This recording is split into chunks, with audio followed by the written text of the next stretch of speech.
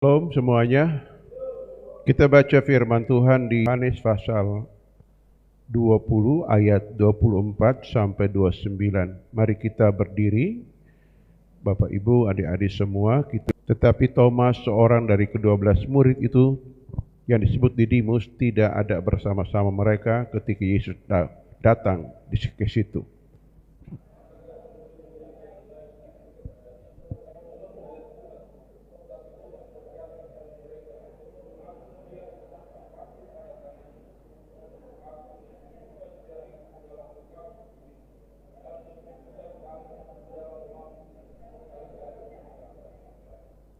8 hari kemudian murid-murid Yesus berada kembali ke dalam rumah itu dan Thomas bersama-sama dengan mereka.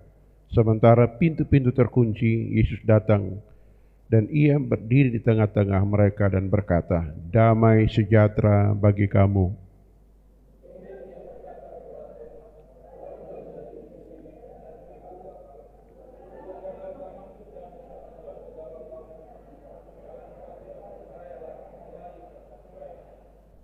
Thomas menjawab dia, "Ya Tuhanku dan Allahku."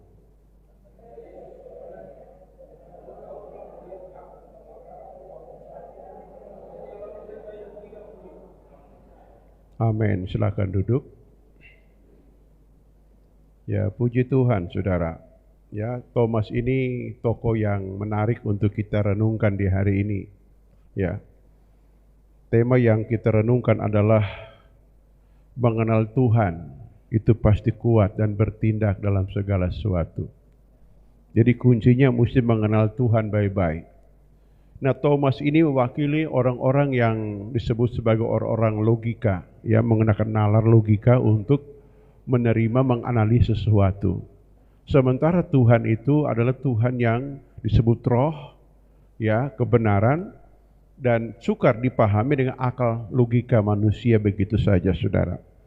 Nah, Thomas ini, saudara, saya pelajari Thomas ini kuburnya di mana ya? Matinya di mana?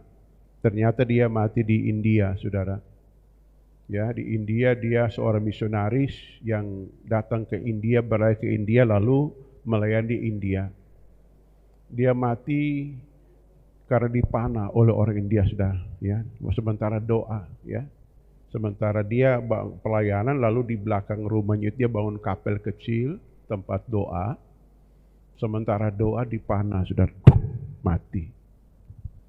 Ya, nah ini. Dan mereka kubur di situ, saudaraku. Ya. Nah, di abad yang ke-15 itu datanglah orang-orang Spanyol, Portugis, dan mereka bangun ya gereja besar di India bernama Basilica Santo Thomas, ya, di daerah India, saudaraku. Nah ini. Jadi itu sebagai, dan gerejanya bagus, gereja Katolik, saudara, ya, atau gereja terbesar di India. Nah, itu riwayat dia, saudaraku, bahwa orangnya luar biasa, saudara. Ya, seorang yang fenomenal, saudara, seorang yang ya mewakili kita orang normal lah, saudara. Karena orang-orang yang hebat itu orang yang tidak mudah percaya, itu wajar. Itu wajar. Nah, Thomas ini mewakili orang-orang seperti itu. Nah, kita akan pelajari ada 4 yang kita pelajari di hari ini. Yang pertama adalah panggilan dan pengertian dari Thomas, saudaraku.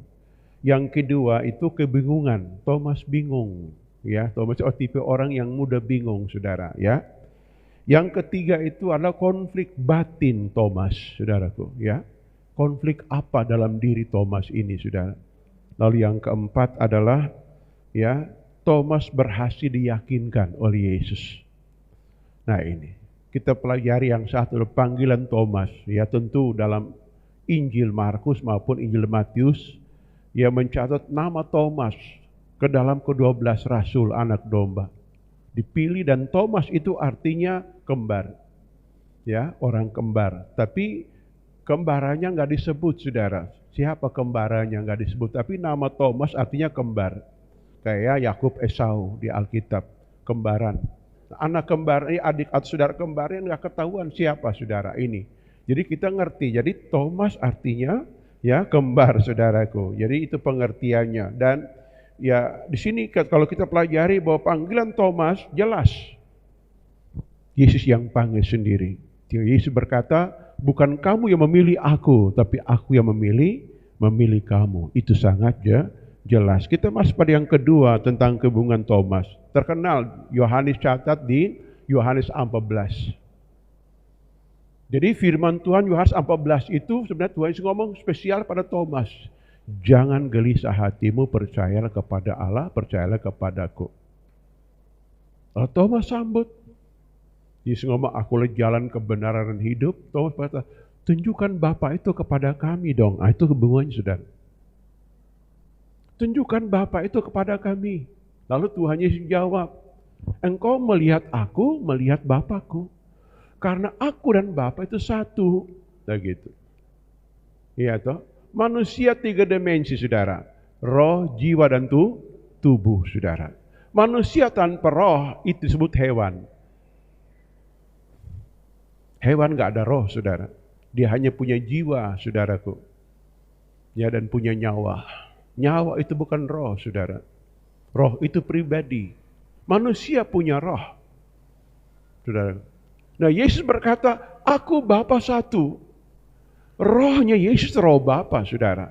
Menyatakan tubuh lahirnya Tuhan Yesus, saudara. Ini yang Thomas tidak mengerti. Sehingga Tuhan berkata begini, kalau engkau melihat aku, melihat Bapakku, atau setidak-tidaknya perbuatan yang aku lakukan, itu perbuatan Bapakku. Karena aku tidak melakukan apapun. Artinya begini, Tuhan berkata ini, sesuatu timbul di batin Yesus, di rohnya, itu akan keluar, manifestasi keluar. Orang disembuhkan, diberi makan, lumpuh berjalan, semua perbuatan ajaib. Itu muncul dari hati, dari roh. Manifestasi keluar, maka muncul pengertian iman.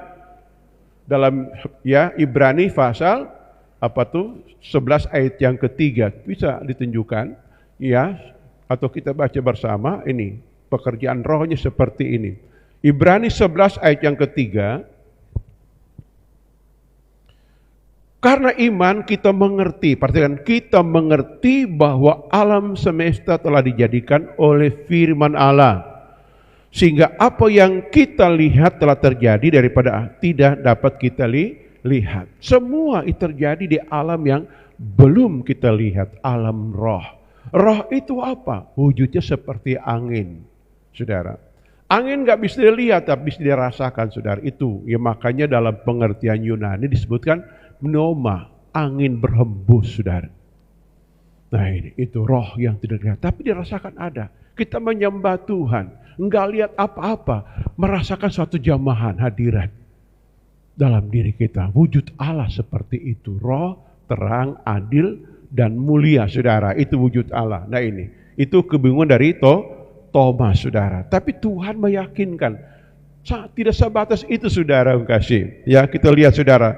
Ya, kita masuk poin yang ketiga, cepat-cepat. Poin yang ketiga adalah konflik Thomas. Apa konflik dalam dirinya? Yang pertama adalah kekhawatiran menjelang Lazarus dibangkitkan. Di dalam Yohanes pasal yang ke-11. Yesus bilang begini, mari kita ke Betania. Apa Thomas bilang? Nggak usah ke sana, Tuhan. Dora nanti bunuh pangana di sana. Itu maksudnya. Oke. Itu khawatirnya, saudara. Jadi dia itu seorang yang sangat mencintai Yesus sebagai guru, sebagai Tuhannya, tapi dia juga khawatir keselamatan Tuhan seperti apa. Nah gitu.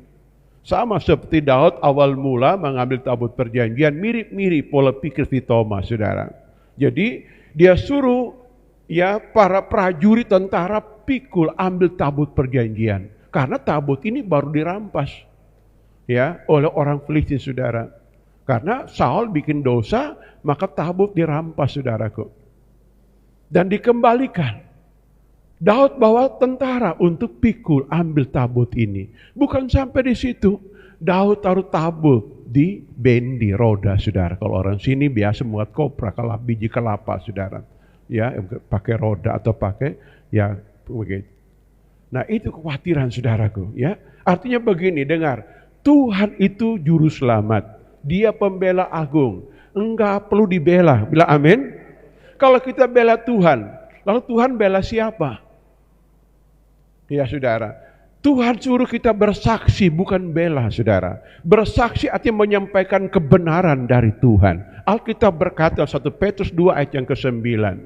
Kamulah bangsa terpilih, imamat yang rajani, untuk memberitakan perbuatan Tuhan yang besar. Yang kita saksi perbuatan Tuhan yang besar. Kalau kita perhatikan doa Nabi Habakuk pasal 3 ayat yang kedua, firman Tuhan berkata begini, ya, kami telah mendengar perbuatan yang dahsyat di masa lalu. Rasa hikmat, rasa kagum, rasa takut akan Tuhan memenuhi hidupku. Ulangi lagi Tuhan.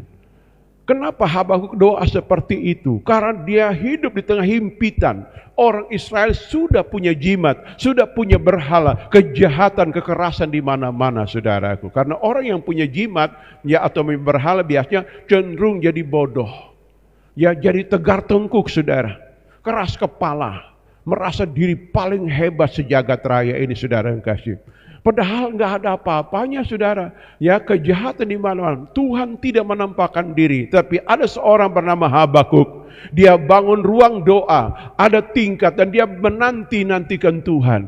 Apa yang Tuhan ngomong. Dalam penantian itu. Di pasal 2 saudara di kitab Habakuk. Di pasal 3 isi doanya. Dan dia kunci dengan kata-kata begini. Sekalipun pohon ara enggak berbuah. Sekalipun pohon ya semuanya mengecewakan. Tetapi aku akan beria-ria bersorak-sorak di dalam Tuhan. Dan Tuhan menjawab doa-doanya saudara. Nah ini. Jadi kalau kita perhatikan di sini kekhawatiran. Ya kalau kita baca dalam Injil Yohanes pasal 11 ayat 7 sampai 16. Di situ kekhawatirannya sangat dahsyat saudara. Lalu apa jawaban Tuhan Yesus? Kita bekerja selagi hari masih siang. Gelap nggak bisa kerja lagi. Artinya orang berjalan di tengah terang siang tidak akan tersandung. Jawaban Tuhan apa? Kalau Tuhan beserta kita, terang kebenaran, surya kebenaran menyertai kita, apapun niat jahat manusia tidak akan bisa menghentikan kerja kuat kuasa Allah. Amin. Ini saudara. Kalau kita bekerja niatnya buruk, niatnya jahat, ada dosa, ada kejahatan, pasti Tuhan gak bela. Tetapi niat kita baik saudara, berjalan bersama Tuhan. Tuhan jawab, selagi hari masih siang, kita mesti bekerja. Dan orang yang bekerja di waktu siang tidak akan bisa terantuk. Ini kabar baik bagi orang yang selalu dicurangi, dijahatin orang. Nggak usah takut. Nggak usah takut saudara. Orang jahat akan dihukum Tuhan. Kenapa Tuhan tawarkan pengampunan? Karena memang tunggu orang jahat segera lisut. Ya, biarkan aku hukum mereka. Tidak perlu engkau sakit hati. Biarkan hati kita menjadi jalan Tuhan. Karena Alkitab mengajarkan dalam Efesus pasal 4 ayat 30, 31, 32. Jangan menduka citakan Roh Kudus Allah. Ia menjelang hari kedatangan Tuhan. Kegeraman, pertikaian, kepahitan itu menduka citakan Tuhan. Hati kita taplong. Jadi Tuhan ajarkan kita mirip-mirip orang yang wah seperti apa ya orang ini kok muka tembok ya nggak rasa malu. Bukan, memang firman Tuhan begitu. Disakiti puji Tuhan, dikecewakan haleluya. Ya loh, dimarahin oh puji Tuhan. Ya sudah. Coba senyum kiri, senyum kanan. Supaya kita praktekkan firman Tuhan ini. Betul tidak? Nah ini. Jadi kita diajar Tuhan seperti itu. Nah ini Thomas mengajar pengalaman berharga kepada kita. Kekhawatiran yang pertama tentang keselamatan Tuhan Yesus saudara. Nah ini. Ya. Kekhawatiran yang kedua saudara yang kasih. Ya, yang tadi kita baca tadi saudara. Tentang kebangkitan. Ya, murid-murid bersaksi, tadi malam orang ibadah pria sejati, oh Tuhan hadir.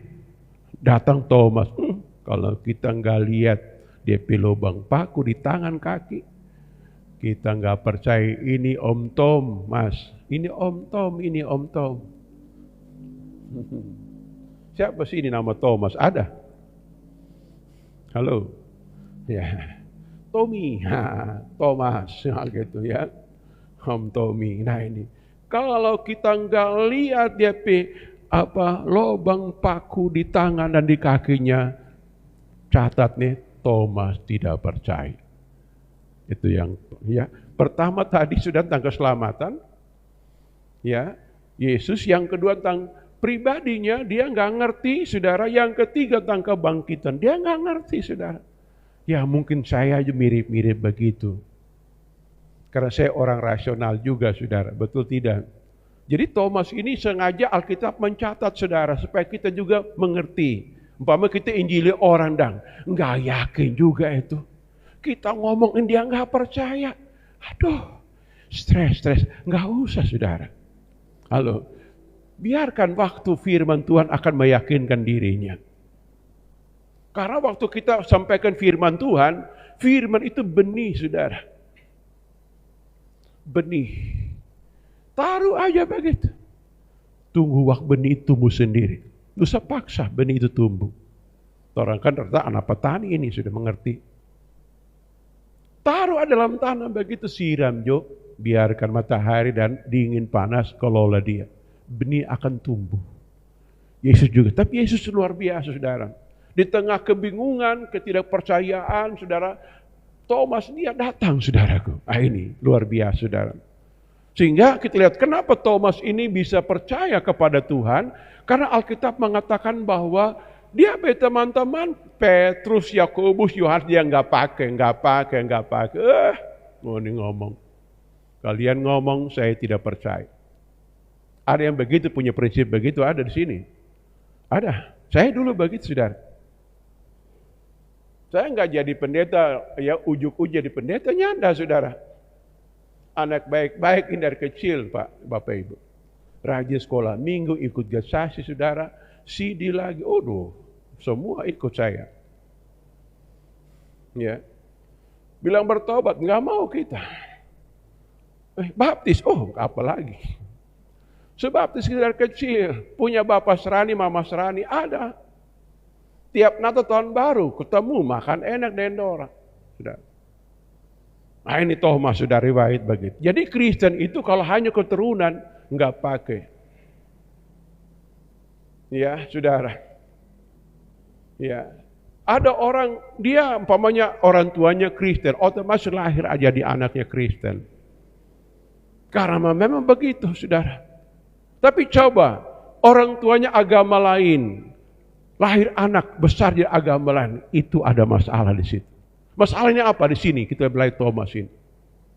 Thomas ini kenapa, saudara? Alkitab berkata bahwa bukan ya dalam keraguannya Tuhan menampakkan diri kepadanya. Tadi tersebaca, saudara, di ayatnya yang kedua, ayat 24-25 kita baca Yohanes ya 24-25. Tetapi Thomas, seorang dari ke-12 murid itu yang disebut Didimus, tidak ada bersama-sama mereka ketika Yesus datang ke situ. Dan kata murid-murid yang lain itu kepadanya, kami telah melihat Tuhan. Tetapi Thomas berkata kepada mereka, sebelum aku melihat bekas paku di tangannya, dan sebelum aku mencucukkan jariku ke dalam bekas paku itu, dan mencucukkan paku dalam lambungnya, sekali-kali aku tidak akan percaya. Wow. Dosa nggak dosa juga, saudara.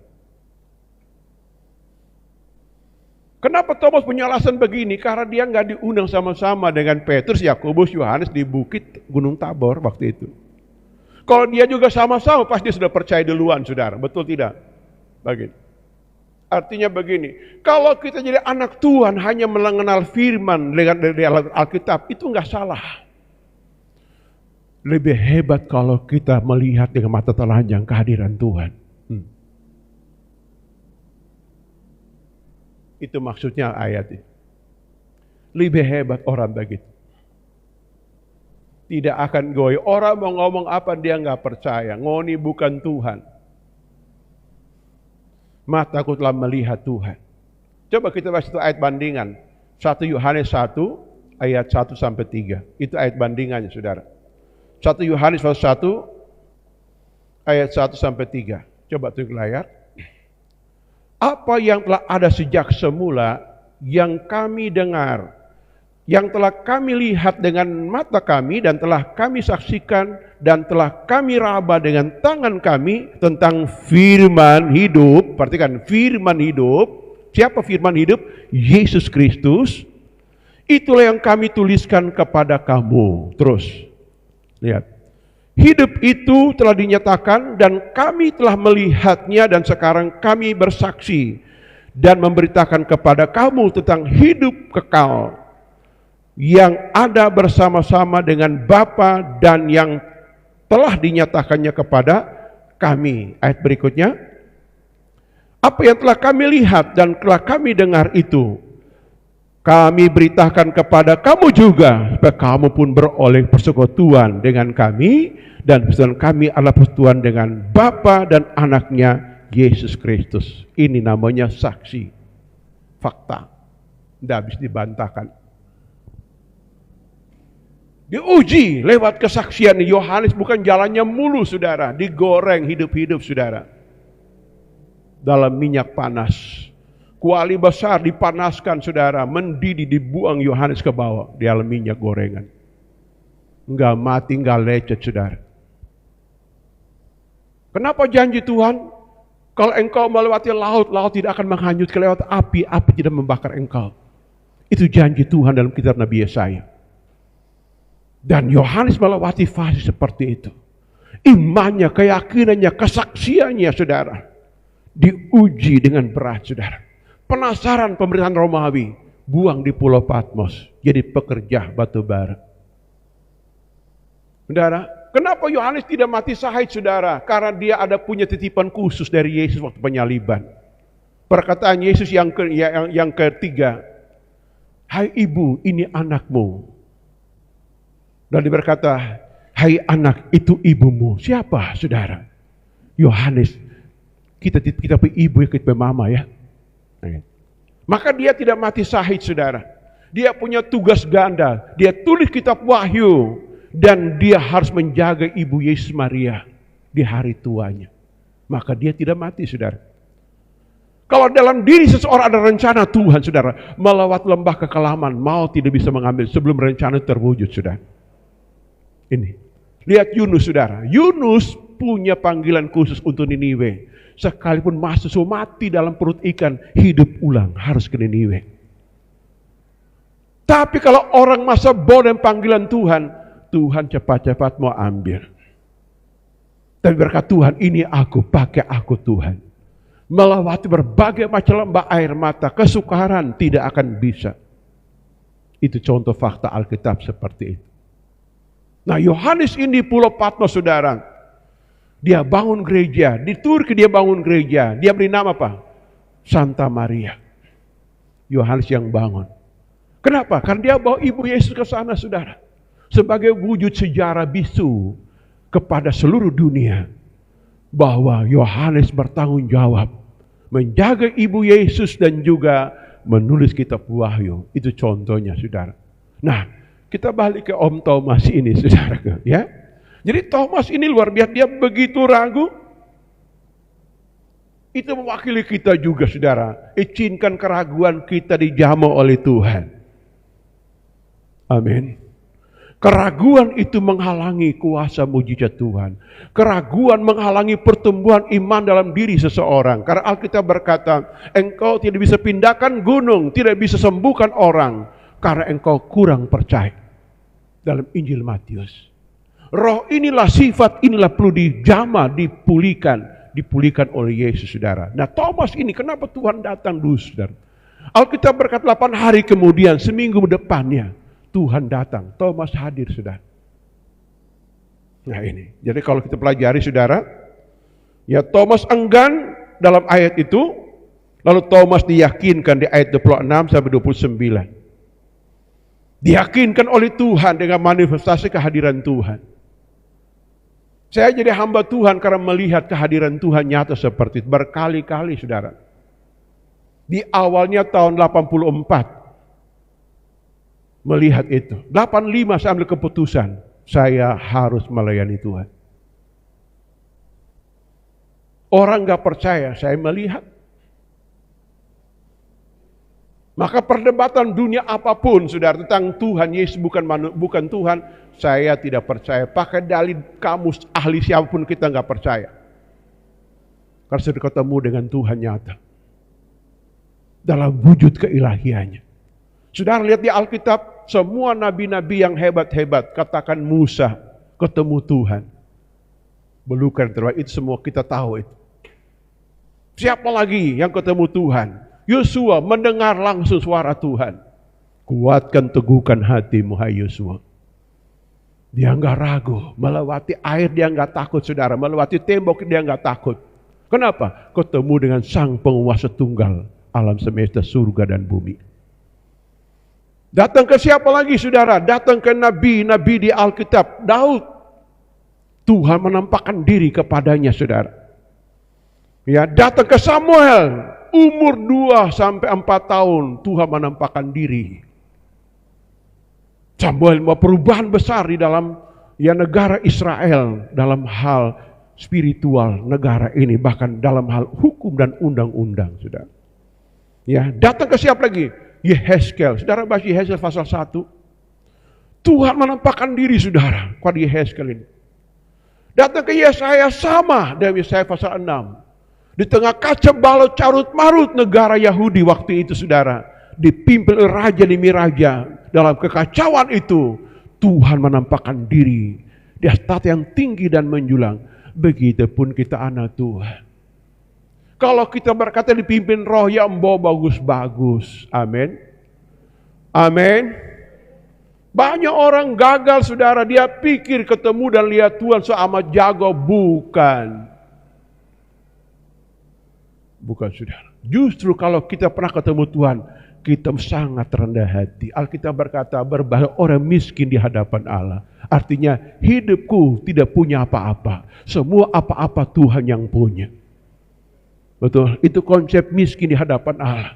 Saya tidak punya apa-apa. Yang punya apa-apa, yang punya semua Tuhan langit dan bumi. Dia punya segala sesuatu. Apa itu orang banggakan? Dia punya hikmat, dia punya kuasa, dia punya kesehatan, dia punya kehidupan, dia punya semuanya. Dia punya alam semesta. Siapapun bangga dia tuan tanah pusaka dari siapapun. Manusia tidak menciptakan tanah. Manusia disuruh tinggal di atas tanah hanya 80 tahun. Sudah itu dia masuk dalam tanah, saudara. Selesai. Tuhan buat tanah, dia punya segala-galanya. Maka Yesus datang menawarkan tentang karakter manusia. Berbahagialah orang yang miskin di hadapan Allah. Dia akan mempunyai kerajaan sorga. Ketergantungan antara yang kaya dan yang miskin. Itulah konsepnya bahwa tangan kita harus begini kepada Tuhan. Dan Tuhan pasti memberikan murahnya kepada kita. Dia Bapa yang baik. Amin. Dia Bapa yang baik, saudara. Ini. Perbuatannya kepada Thomas membuktikan kebaikannya. Keraguanmu jangan menghukum kita. Keraguan kita jangan mengintimidasi kita dari waktu ke waktu. Dan kita akan kepahitan dengan Tuhan. Kita mesti bertobat dari dosa keraguan kita. Kita berkata, Tuhan, buka pikiranku. Buka mataku ya Tuhan. Agar aku melihat keajaiban firman-Mu.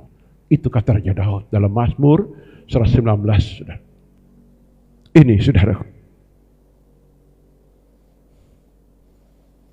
Jadi Thomas diyakinkan yang pertama di ayat yang ke-26. Ya, saudara.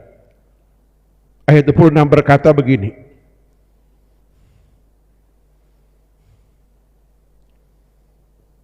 Delapan hari kemudian murid-murid berada kembali di rumah itu dan Thomas bersama-sama dengan mereka. Sementara pintu terkunci, datang Yesus berdiri di tengah-tengah mereka dan berkata, damai sejahtera kepada kamu. Tuhan meyakinkan Thomas cara mana manifestasi kehadirannya. Dia disebut omnipresent. Tahu omni, kata omni? Omni itu artinya besar. Presentnya menyatakan diri cara besar kepada kita. Omnipresent. Tuhan menampakkan diri kepada kita. Kepada Thomas meyakinkan, aku Tuhan. Ayo, damai sejahtera aku berikan kepada kamu. Ini manifestasi yang hebat, saudara. Coba kalau Tuhan ngomong begini, aku Tuhan. Sini Thomas ini. Lalu Tuhan pakai, kenapa nggak percaya? Dengar, keraguan kita tidak menghukum kita. Tuhan maklumi, harusnya begitu. Tuhan berkata, kamu hebat. Ini baru saksi fakta. Kamu harus melihat aku. Dalam pergumulan kita pribadi yang paling berulang-ulang, Tuhan, nampakkan dirimu kepadaku ya Tuhan. Agar aku semakin yakin. Ini butuh masa kesendirian kita dengan Tuhan. Dalam bilik rahasia Tuhan, Tuhan akan menampakkan diri dalam penyembahan kita. Katakan amin. Halo, saudara mau jadi pahlawan iman? Mau merubah dunia ini? Izinkan engkau bertemu manifestasi kehadiran Tuhan. Ini belum berakhir. Alkitab berkata dia akan menampakkan diri kepada banyak orang. Termasuk Paulus, orang jahat sekalipun, saudara. Tuhan tidak pilih nanti kudus baru Tuhan. Nah, saudara. Kalau Tuhan menampakkan diri kepada seorang, saudara, dia tidak tunggu kudus dulu, tidak, saudara. Karena dia punya maksud memilih kita. Lihat Paulus kaget.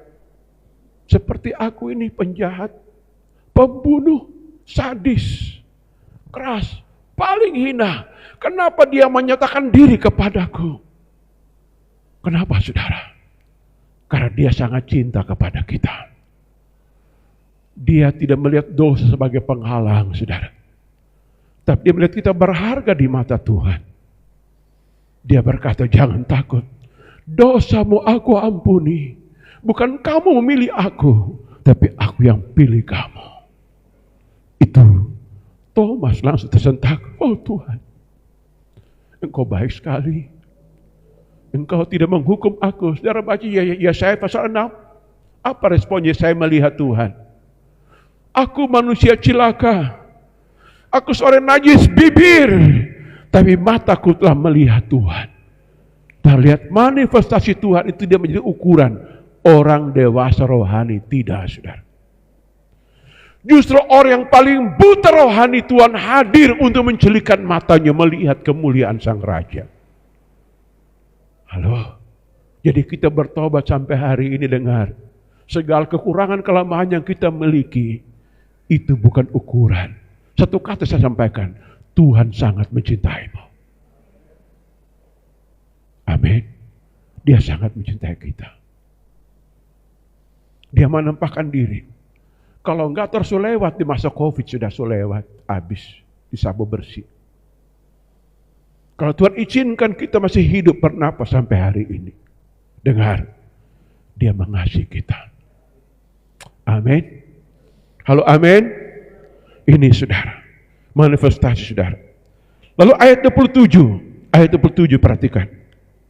Kemudian ia berkata kepada Thomas, taruhlah jarimu di sini dan lihatlah tanganku. Ulurkan tanganmu dan cucukkan ke dalam lambungku, dan jangan engkau tidak percaya lagi, melainkan percayalah. Saudara, yang kedua itu undangan. Ayo, mari Thomas, tanganmu. Mari tangan. Saudara, Tuhan lembut. Sama dengan ngomong di Matius pasal 11, mari kepada engkau yang letih beban berat, aku beri engkau kelegaan. Tuhan berkata, ayo mari. Sudah lihat orang berdosa ke jemaat Laodikia, jemaat yang matre, semua jemaat Laodikia, jemaat matre. Saudara, dia datang, dia ketok pintu. Aku beri depan pintu sambil mengetok. Barang siapa mendengarkan suara ketokanku dan buka pintu, aku akan masuk makan bersama dengan kamu. Itu kata ajakan. Mari engkau. Mari. Orang berdosa cirinya apa? Penuh keraguan. Makanya firman Tuhan berkata, Yudas pasal 1 ayat 23. Tunjukkan belas kasihan pada orang yang ragu-ragu. Selamatkan mereka dengan cara merampas dari api. Orang berdosa, orang terluka, orang yang tidak mengenal Tuhan, hati pikir penuh keraguan, saudara. Bukan orang bodoh, dia pintar, jenius, sangat rasional, tapi ada keraguan di batinnya. Tuhan pertama menyatakan diri, yang kedua mengajak undangan. Ayo datang. Ambil tanganmu, cucukkan. Dia mengajak. kata kalimat perbuatan yang sama datang kepada kita juga. Ayo mari, ikutlah aku. Ku jadikan engkau penjala manusia. Mau? Oh nanti tidak usah. Sudah lihat ketemu dengan Musa. Musa, kau pergi, selamatkan umatku di tanah Mesir. Tuhan, aku tidak pandai bicara. Aku pencipta lidah manusia. Kalau hanya mau fasih lidah, kita taruh perkataan di lidahmu. Kalau hanya perkataan iman, perkataan marifat, aku mau taruh dalam lidahmu. Maka kenapa orang biasa berkhotbah, berdoa, Tuhan, taruh perkataan di dalam mulutmu. Paulus orangnya berkata kitab Efesus, berdoa untuk aku agar Tuhan mengarahkan perkataan yang benar agar aku beritakan. Kenapa? Karena lidah kita bukan produk firman, saudara. Kita bisa ucapkan firman karena Tuhan yang taruh firman di lidah kita. Ingat baik-baik para pengkhotbah. Kita berkhotbah bukan karena kita bisa fasih lidah, tidak. Tuhan yang taruh firman di lidah kita. Bilang amin. Ini saudaraku, ya. Yang ketiga yang Tuhan lakukan adalah pemujaan, saudaraku. Dengar. Jadi diyakinkan, keyakinan itu muncul selain kita cukup diri. Perhatikan ayat 28, ayat 28. Thomas menjawab, ya Tuhanku dan Allahku. Itu kata pemujaan. Saudara, kita sering kali menyembah Tuhan. Engkau layak, engkau puji.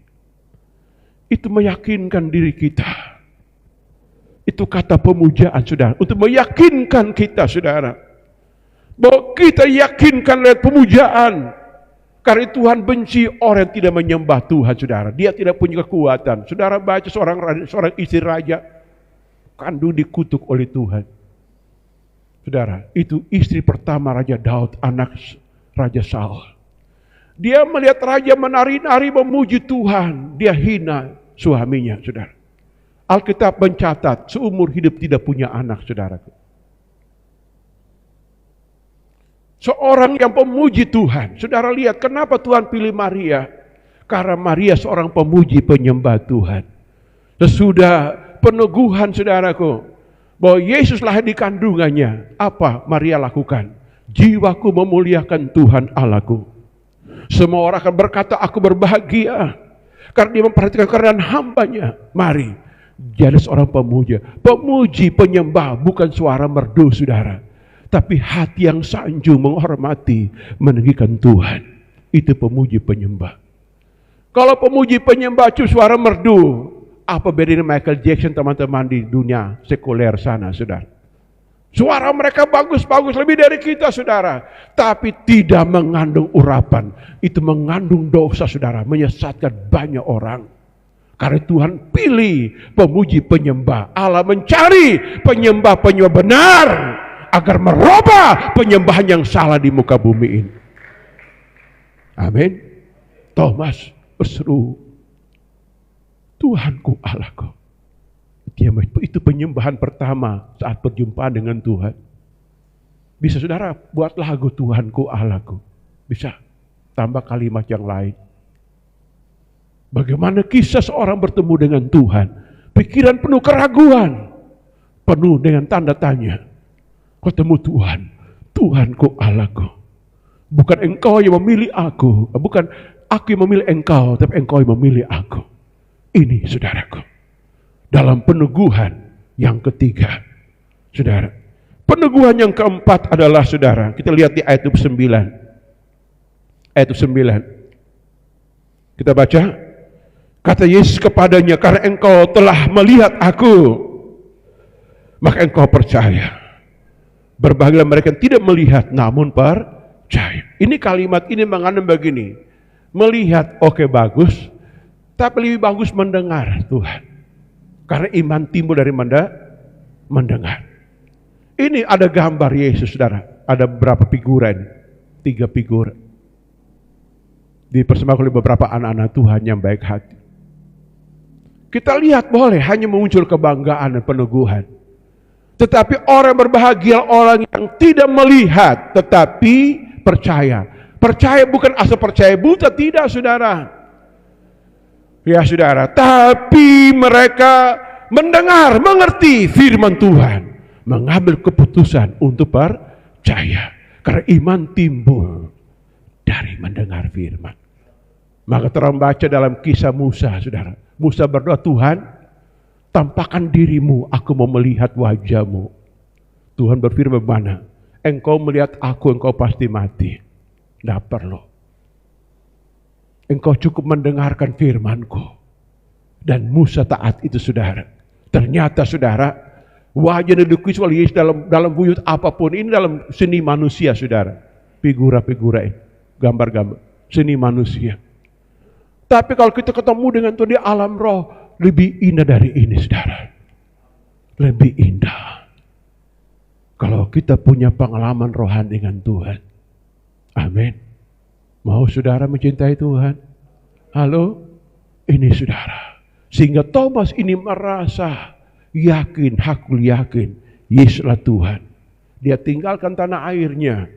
Dia mesti sampai ke daerah Kuwait, ya, saudara. Saudara lihat geografi, saudara.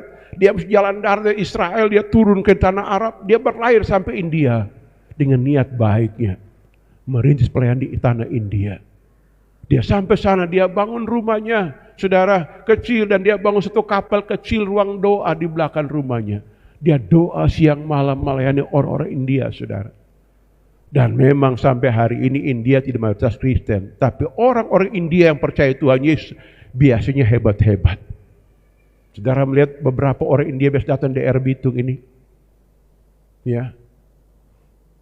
Ada beberapa itu, saudara. Ada Amos Jayaratnam, ada Crispus. Itu orang-orang hebat, saudara. India yang itu pilihan Tuhan. Artinya begini, dalam mayoritas agama lain, ada orang yang percaya Yesus berarti pilihan. Itu bukan orang sembarangan. Kalau dia nggak ketemu dengan Tuhan seperti Thomas, nggak mungkin, saudara. Dia akan ikut arus agama keturunan, saudara. Kalau agama perjumpaan, pasti ketemu Tuhan. Dan dia pasti punya pengalaman berharga dengan Tuhan. Kesimpulan kita hari ini, dari firman Tuhan Thomas ini, saudara. Yang pertama, dengar. Bukan kita yang pilih Tuhan. Tuhan yang pilih kita dengan cara Tuhan. Tuhan tidak memandang suku mana, latar belakang apa, dosa apa, kelemahan apa. Tidak, saudara. Tapi Tuhan punya pilihan. Karena Tuhan memang cinta pada orang. Amin. Itu yang pertama. Yang kedua, Tuhan bertanggung jawab untuk meyakinkan berulang-ulang. Tuhan tidak bosan menampakkan diri berulang-ulang untuk memberikan kita keyakinan atas keraguan hidup kita dari waktu ke waktu. Dia tidak bosan, saudara. Dan dia tidak menghukum kita. Karena dia tahu karakter watak kita pemberani dan rasional ini akan dia pakai sebagai senjata hebat merubah orang lain. Karena kita didesain Tuhan bukan jadi yes man, tetapi jadi saksi, saudara. Saksi itu menyampaikan benar di atas benar, salah di atas salah, saudara. Melihat fakta dalam hidup kita. Jadi, saudara, penampakan di dalam hidup kita, Tuhan mau kita bersaksi. Saya beri contoh dalam Alkitab. Yohanes 5. Orang ini 38 tahun di tepi kolam Bethesda, saudara. Tuhan datang angkat tilam berjalan. Datang orang-orang Yahudi, kenapa angkat tilam berjalan? Dia yang suruh angkat tilam berjalan. Lalu ketemu orang buta lagi, saudara. Udah, kenapa kamu bisa melihat? Saya nggak mau tahu, pokoknya saya melihat. Dia mau apa kita melihat? Tuhan lakukan. Kita hidup di tengah-tengah multi agama, multi etis, multi kepercayaan. Kita mesti ketemu dengan Tuhan. Tidak sulit, saudara. Cukup punya saat teduh nyembah Tuhan. Panggil nama Tuhan. Dia bisa hadir di alam apa saya mau, alam mimpi, alam nyata, alam jasmani, alam doa. Dia pasti hadir. Karena Tuhan memang maha hadir. Amin. Amin, saudara. Halo, amin. Dan kalau ketemu dengan Tuhan, saudara, Alkitab berkata, ulurkan tanganmu, Tuhan yang pegang. Masukkan jarimu ke darah Yesus, saudara. Ke lubang penderitaan. Artinya kita pegang, sentuh kuasa penderitaan. Maka lagu yang saya buat di sini, perjamuan kudus, ku berjanji, ku beritakan. Kalau engkau izinkan tanganku pegang perjamuan kudus, itu sama dengan tangan Thomas izinkan pegang tubuh Yesus yang terluka. Sama, saudara. Wujudnya apa? Perjamuan kudus, roti anggur yang kita minum tiap bulan itu, saudara. Kalau engkau diizinkan pegang itu, ulurkan tanganmu, pegang. Dan ini, saudara. Dan Tuhan ingin kita mengerti hal ini, saudara. Kalau tangan kita pernah pegang anggur perjamuan, roti perjamuan, itu sama dengan Thomas yang mengulurkan tangannya, menunjukkan jarinya, sama. Dan dia meyakinkan kita, mari cinta Tuhan, apapun yang kau alami. Jangan hanya ibadah karena rasa mutnin, boleh. Ibadah itu perjuangan, saudara. Oh, kita ngamut hari ini, nggak mau ibadah. Kayaknya masuk angin, tidur salah bantal ini. Oh, nggak bisa, saudara, begitu hidupnya. Nggak bisa begitu. Ada orang mati, saudara, lihat Thomas. Dia rela meninggalkan tanah air, meninggalkan tanah pusaka, meninggalkan kaum keluarga. Dia ke India, dipanah lagi di sana, saudara, mati. Kuburnya ada sampai hari ini di gereja itu, saudara. Nanti saat saudara punya uang banyak, kesan pelisiran, saudara. Ke India, saudara. Pelisiran. Begitu. Datang. Wisata ke orang-orang perintis gereja itu. Kayak saya belum pernah ke situ, ke Sapatus yang perintis Gemimdang. Si Ridel yang was-was, belum pernah tuh kuburannya. Tapi situ tanah yang kudus sebenarnya. Jiwa, semangat, perjuangan, pengorbanan itu. Mereka tinggal tanah Eropa, datang ke Minahasa. Mati karena apa? Karena malaria di Minahasa, saudara. Itu nggak sembarangan. Ya toh, ada anak-anak suruh, ayo tinggal tendeki, nggak mau, saudara. Apalagi mau tinggalkan rumah bapak, inah pikir 100 kali lipat. Ya saudara, saudara, itu hidup itu sebagai sudah pokoknya all out dengan Tuhan. Apa maunya Tuhan, ikut saja. Ya toh, betul tidak? Amin. Halo, masih ragu? Tuhan mau pakai? Amin. Nah, kalau kita ngerti seperti ini, saudara, poin yang terakhir kesimpulan adalah percayalah Tuhan bersamamu. Amin. Dan kalimat Yesus kata, berbahagia engkau tidak melihat, namun percaya. Meskipun tak kulihat, tangannya terpaku. Meskipun tak kulihat, kakinya terpaku, namun ku percaya. Ya, betul tidak? Ya toh? Nah ini, saudara. Jadi kita belajar, kita ngerti. Oh, Tuhan dahsyat sekali. Dan penyembahan, Tuhanku Allahku, engkau dahsyat. Siapakah aku ini, engkau menampakkan diri kepadaku. Engkau menjadikan aku biji matamu, menjadi alat di dalam tanganmu. Aku percaya, aku bersamamu. Bahkan seumur hidup aku diam dalam rumah Tuhan sepanjang masa. Amin.